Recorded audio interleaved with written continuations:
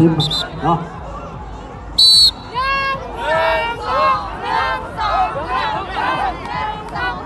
เอาประจำที่ทีมแผ่นทีมลาเนาะจะกวดเบิ้งมันปุ้งเป้าบนเรือหน่อยเวลาแ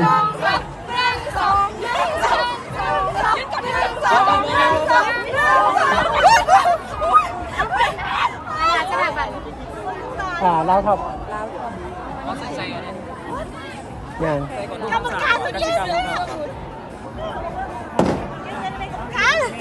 เมื่อยป่ะคือว่าเมื่อยป่ะ3 ทีมเสมอกันซิวๆอีกนี่ดิไปป่ะเราจะใช้เวลาไปเนาะครับเควินเตรียม